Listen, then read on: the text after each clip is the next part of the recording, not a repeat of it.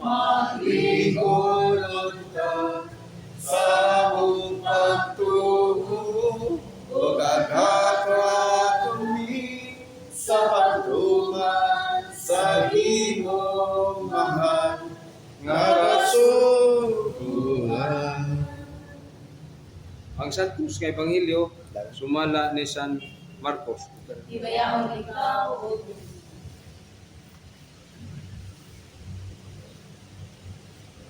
Samtang nagtudlo si Jesus dito sa templo, nangutana siya nganong nagkaingon man nga ang mga magtutudlo sa balaod nga ang Mesiyas kaliwat ni Hari David.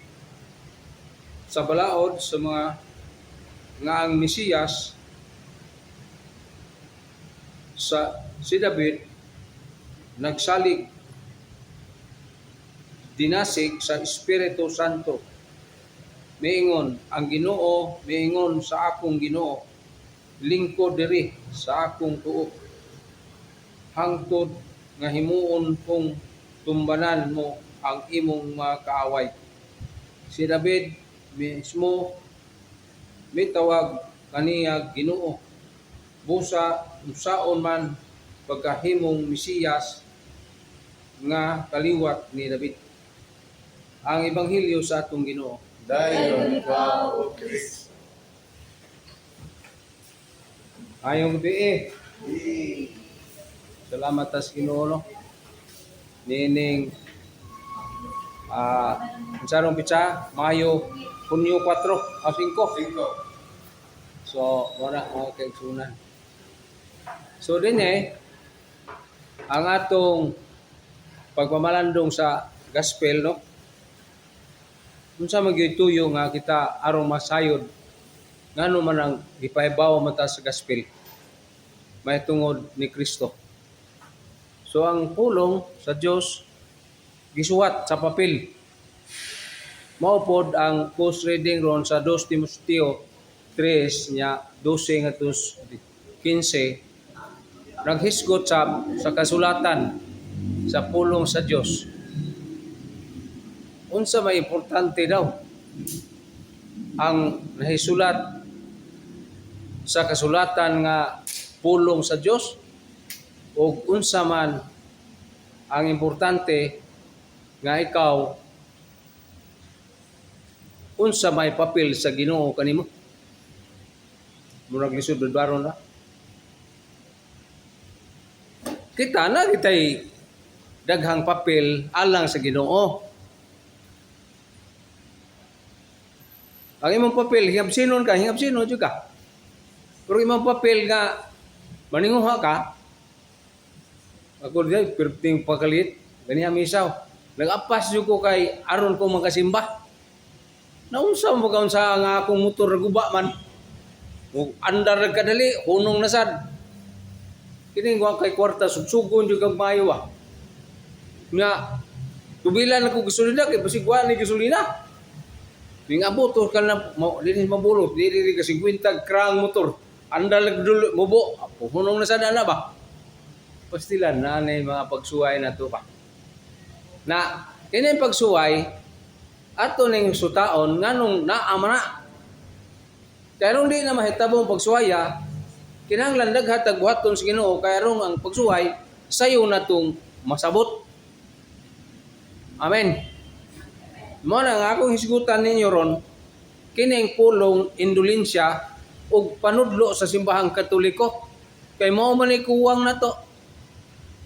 Wa po ta kasabot nga kini di pag-antos nato makabayad di tag indulensya ana nya di man ta kasabot. Kumubayad tag indulensya. Mao sa man ning indulensya.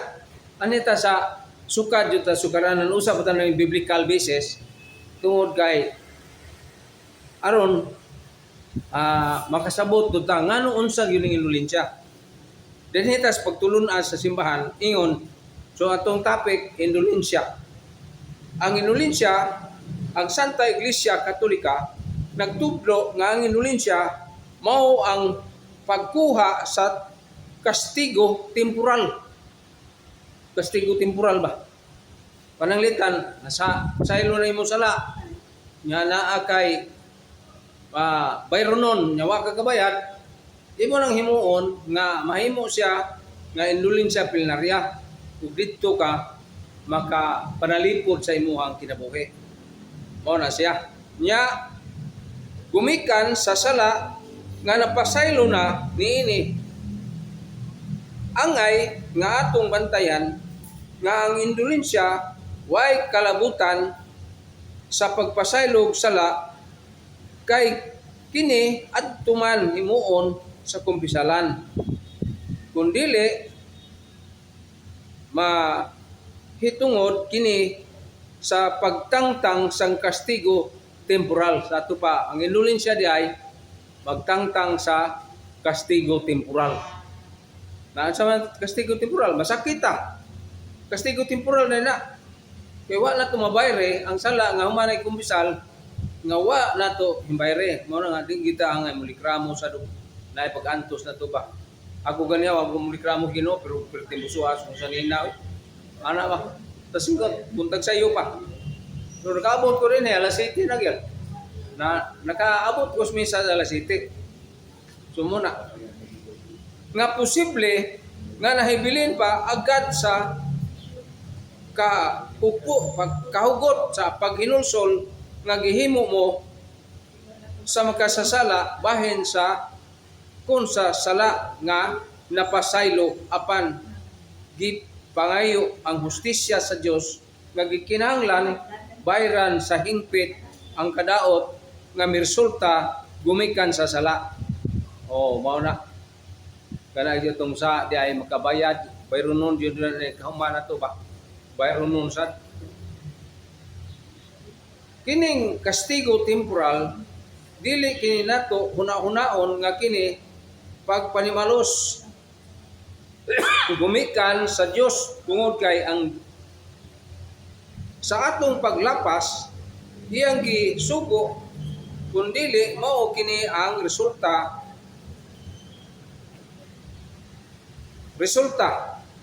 nga nagsukad sa kinaiya sa sala. So, ang resulta mao nang ang kastigo temporal mahimong atong antuson or antusan dinhes kalibutan. O kung dili nato hingpit nga kabayran kining kinabuhia adto kini nato antuson sa purgatory. O sa mga kalag-usab, ang indulensya mo mapuslanon alang sa mga buhi kanato o sa mga kalag sa purgatoryo. Kung natay paglimos, kanang mo ato ta sa katugbuhol. Indulensya plenarya ato buwantos ta ba? Buwantos ta kay dagkubaw usay, kalit lang tikong-tikwang ang kuan. Baan magka. Para ba nga na? Nya kanang mag-schedule ta nya kung bagi kayo kay nay panahon nga murag kuan ba? Kay kambabag. Para mga dayon ta nga kini ay kastigo temporal ni ay. Nga dili ditso-ditso ta. Sa ilang mga sala nga nahimo dinhipas kalibutan. Apan alang sa mga buhi ug ang Santa Iglesia makahatag og indulensya pinaagi sa absolusyon das kumpisalan. Apan alang sa mga kalag sa purgatoryo, ang Santa Iglesia makapadangat niini ngadto kanila pinaagi sa pag-supplication. Kaning sa supplication pinaagi og kining supplication pagampo alat kanila pamisa kamo may kinatas ang pagampo o pagpangaliw po sa Dios nga sila matangtangan sa ilang sala nga wa mabayre dinhi pas kalibutan bisan og napasaylo na sa kumpisalan. Mao say tay na nya kitawa ta kasabot kayo ana kay di kayo nato matubang ba, di nato kayo tagaan og earphone Di na to tagaan og dakong bili ba. Nga mao din na siya. So dinhi dunay mga pagsupak sa di Katoliko. Pananglitan des panultihon 10-12. Nag-ingon des panultihon 10-12 nga nganong kinahanglan pa matag inulin siya nga ang Dios maluluyon man. Mao na siya. Diya sa 1 Pedro 4:8 naingon nga ang inulin siya wa na kinahanglan na tungod kay ang imong sala tungod sa gugmas Ginoo gipasaylo na. Mao na ilang pagsupak kuya. Nya kita mo sayon na lang to.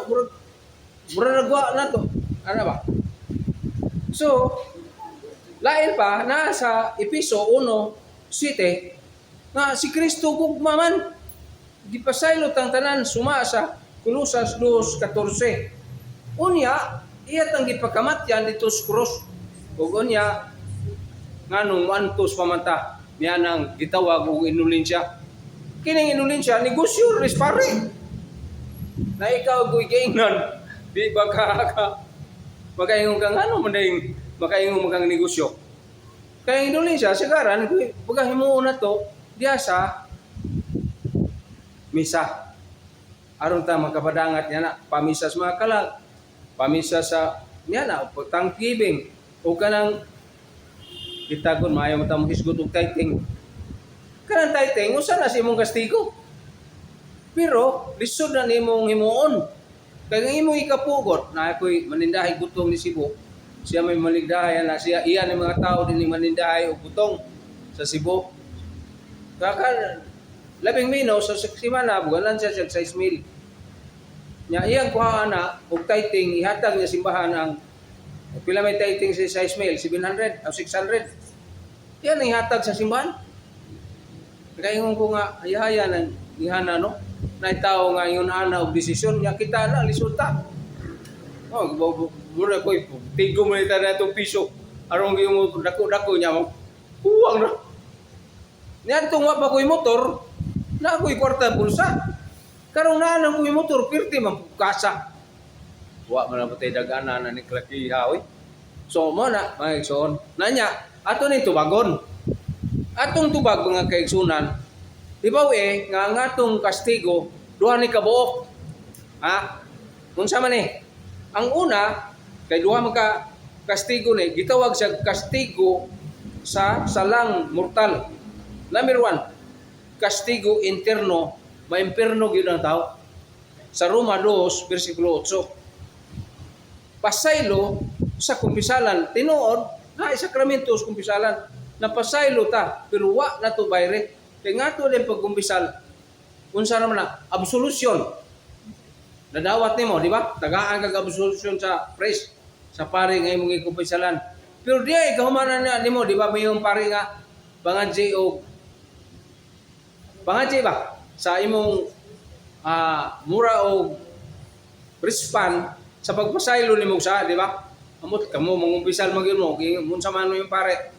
Ako, mangumpisal mo ko diyan ni Padidron Mingon pa dundon nga pangadji og 5 ka maghimag ka Maria o usa ka maghimaya ka hari. Kana mao na ikibali nimong response sa imong sala. Pero di day igo na din ha. Igo na di na igo din ha. Mao nang sakripisyo ta. Ana mo charity ta manghatag ta sa magkalilimos ingon ana bitaw. So usa na sa medyo paagi. Kadua, kastigo temporal dinhi pas kalibutan sama ni David. Nga dinhi mabasa na to sa Patriarka dinhi sa Numeros 12:14 na dunay sala nga mohatag ka aron mabayaran nimo ang imong utang ba. Ay mong sala gipasaylo. Tungod sa pasaylo, nadawat nimong pasaylo pero na kay bayronon. Na po'y laing analogy nga sayon masabot. Parehas ko nagduwa og basketball. Di naman balay dool, naigo man imong bula ang bildo, jelusin, nadugmok. Wa masuko ang tagyas bahay, hingon na nga dong. Nadugmok ko na akong jelusi, wala magoy kwarta nga ikahilis ana, bayre lang akong jelusi. Mao din na, ang gitawag na to og indulensya plenaria. Kung himbayad ka, sawa pa na mahitabo, panalipdan ka. ni anak. Mo ning atong mga sponsor di mo taga mo sponsor na to asa ta tun panong mga niya na anak nga naman kabantay sila nga sila indulensya na. Oh, example Natay kauban din nila ko mention nga kanya man ni YouTube. Ni ingon siya nga hinay ang negosyo. Hinay magong negosyo brad. Gingan ako nga, so, pila may nabili ni mong kwartas bangko? 5,000. Withdraw 5,000, ihatag. Unsay tubag sa Ginoo, perting ni nuta. Kang iyang negosyo, hasta pang nabilin, di pa kuha pa. Di kuha pa to. Dako og tubag ba? So daghan nga makita na to nga kini sila nagkahimo ni indulensya. Niya na. So naas numeros 14, 20, 21. Naapod sa Numeros 20, versikulo 12, o kining 12, o 2 Samuel, niya 12 nga 14, nga si David, nakasa siya, lapas kay, matud pas Biblia, 1,001 ang iyang asawa, si David ba? Ang iyang anak, 1,000 naman kabuok, pero si David, mas daghan yung kasawa sa iyang anak, kay 1,101 man. Kunya, sala na. So, tungod kay, diyan namin siyang natan nga, ikaw, laban ako ang saan mo. Ipapatay pag ganito niya si Uriah nga, iyang general.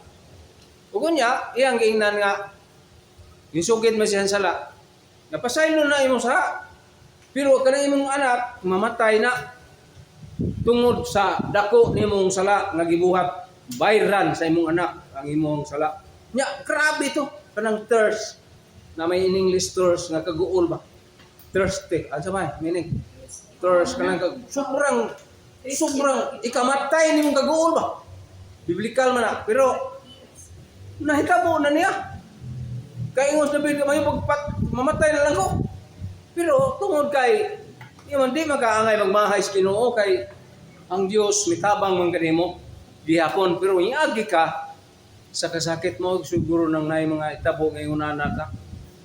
Sa akong bagitaw tingali, nakaamgobi ako nga naay mga ngayon anak. Ya, kiniliging mo tayo kwarta nga ibayad. Kwarta ba yung ibayad? Or kaning panahon. Ayun, tulong maning atong ibabayad sa Ginoo. Talent, treasure o kining sama na, talent, treasure o time. Tulong ning imo ikababayad. Dito, aron makahimo ka indulensya. Dihan ako ron nakasabot na ni akong tuhok na. Nakaingon ko nga, dako adi pero noon ko. Kaya di man ta kalikayan ng atong buhat ba. Makasata, maglago ta. Nya sala pa yan atubangan sa Ginoo. Mao na ang sukaranan makaigsunan. Nya sunod niya na kung dili ka makabayad, mao nang wagi jitag purgatorio. Dili ka matay na to. So mo nang malikaya na to nang dito sa purgatorio, mas mayo na lang tingali po kaysa may impierno kita. Niya nang saa. Kay murag bugat ng piring impierno. Di naman tao kaling gawas. Pero purgatorio ta, padong yutas langit. Niya na. Usa na sige supak sa mga di Katoliko, na man, kay ang Biblia daw, dito rin mo tanaw ko sa Mateo 25, 30 ngadto sa 46 nga nagkamatay na hukom ng Kristo duhara. Wa may purgatorio baton pa nila. Kay duhara man. Impierno man ug langit nganong mo imbento mo Katoliko? Ana, pero wa na ay daghang biblical basis ana. Sukaranan mao na sa 1 Corinto 13 o 15 nga muagi kag kayo apan makalingkawas pa kadi anak. O parehag mga anak pambabae. Nga ang babae mga anak, sadik pa sa mga anak, batiyo niyan tumang kasakit. Pero inay kapanganak niya, gusto siyang manghuran. Ano kasakit? Ang umbot lang, kamong bayi. Di mo ko bayi ko, laki mo ko. Namin ito gipusa, yung social media nga ako nabayot man. Ako gipapas, oy. Kalain mo po na niyo, oy. Ana ba? Number 1, napo sa Mateo 5:26. Maun sa man. Dadon ka Swiss sa pulis o silutan ka. hantod ka kabayad sa multa mo nang purgatory. Pero kana indulensya nga imo nang bayranan. Kanang kusog manghatag mao ginay lagmit kabayad makalikay indul makalukak sila ng makahimo sila indulensya plenarya. Number 1 nga angay natong huptan sa simbahan mao ang gahom sa mga yawi nga gihatag diha sa simbahan pinaagi ni San Pedro Mateo 16:19 nga kinsa to dinhing sala nga inyong gipasaylo pagabadbaran dito sa langit. Maabot sa San Mateo 18:18 kinsa tong kapuso ninyo dinhi ginapo sa langit, kinsa tong inyong pagabadbaran dinhi badbaran sa langit. Diya nas kumpisalan manawat nato, pero kung wata kabayad, mo nang kinahanglang mamayad ta sa indulensya. Unya, usa sa mga atake nila nga atong naibawan, mayon sila nga kining pamisa negosyo nis mga pare. Ana, dili man na negosyo. Ngano man og negosyo pa na kay ganansya. Wala man ang atong tubagan na suhol sa kago sa pagmisa o pag-ampo sa tao nga atong gipaampo alang sa kalag ni anang tawana o alang po sa buhi kay di man puro kalag atong iampo na may mga buhi niya na mao na nga makaingon sa taba nga makalimot man ni sila oy nga na mas libero nun unyag na problema na so di tanong kalimtan di ba ayaw kalimtime kay sigurado man po nang matagamtam nimo ng pagantusa ang imong gihatag nimo sa lapi ba o time ba or talent ba nga imong gihatag so matagamtan mo ikaduha kanang ang simbahan God tigubanan sa grasya mao sa nang indulensya kabahin na sa grasya nga atong matagamtam kung kita muhatag nala sa Roma 5, versikulo 15 o sa Colosas 1, versikulo 24. Ikatulo, ang indulensya sa panaghiusa sa mga santos. Mga santos na to ni mao na sa ingon dito sa panultihon 11:24 kinsa tong tao nga sige hatag samot ka nato apan kadtong tao magdumili paghatag mao iyang pagkulang ug hikaw sa Ginoo pero kadtong tao nga nagsige hatag daghang magunas panultihon ningon siya nga ikaw nagpautang ka lagi tagaan mo si Brajon baron hatagan ko ni si Brajon ana pampilite ko sa iyang gamiton ikaw nagpautang ka sa Ginoo niya ug ang Ginoo muhatag nimo panalangin. Namo na ang indulensya diay. So mo nang di nato na angay giday nang magpamisa ta sige.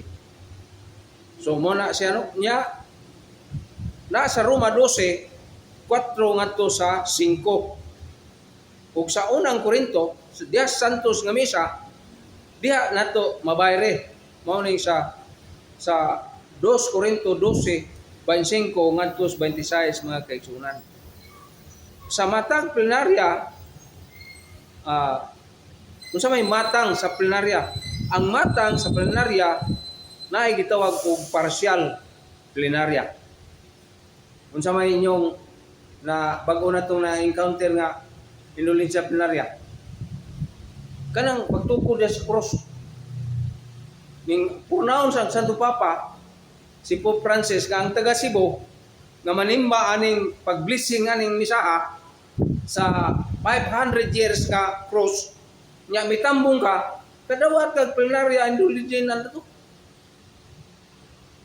Unsa man ang tanang mga kastigo ba nga muhampak sa nimo nabayran niadtong misaha nya lisod na pagsabuta na mata diha kanang panadiha ug lain sad nga plenarya kung monaw ng Papa nga kining Sabado Santo kining akong misa alang ni tibuok kalibutan muhatag ko og indulensya plenarya makapanglibawot nas balibo nga naman mabayaran ang tanang sa nato nga muhampak natong kastigo, mabayaran ana, mapugnan dili ta makastigo ana. Kay napugnan siya sa misa nga gitawag og plenary indulgent.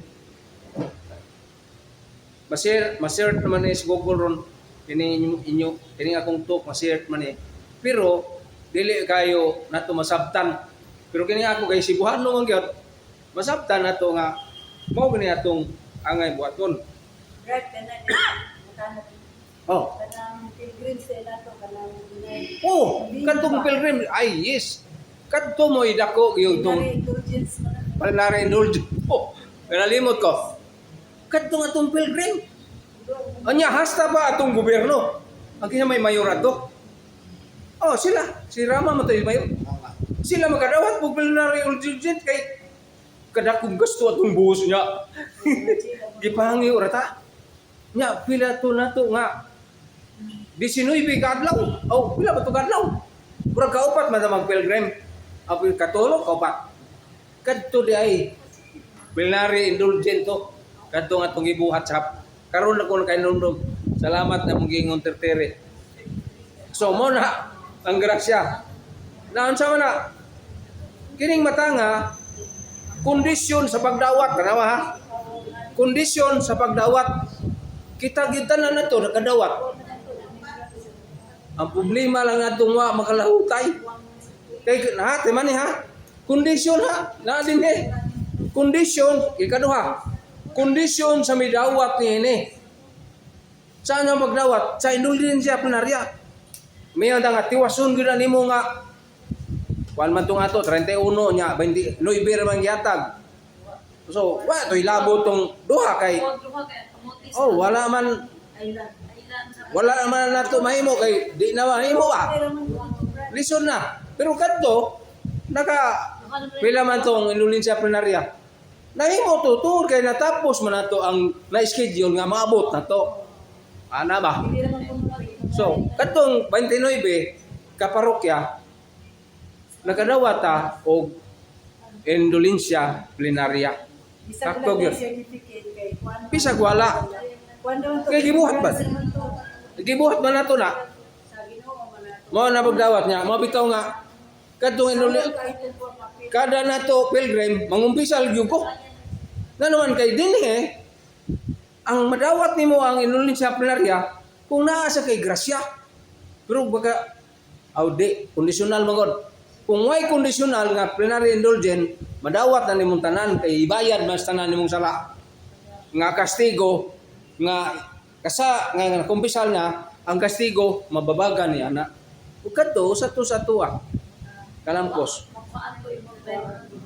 Bisag patyon day taron makadawat sa tanan. Mamatay ta dito. Dito ba purgatory? Pero lain sa nga pilgrim sa God kanang sa simbahan na institute sa lain parokya. Oh. Na may pilgrim katawag og pilgrim gyapon nga penal indulgent. O kining primiting. Kining primiting tanawagod kana mo primiting labi na manghilak ta. Manghilak ta kay nasubo ta sa tong pasalamat sa Dios ba nga maayog yung ilo nato. Nga kadtong sa Bohol. Kadtong Bohol. Dili na to na ma-recognize nga kini pambayad dito sa indulgensya plenarya.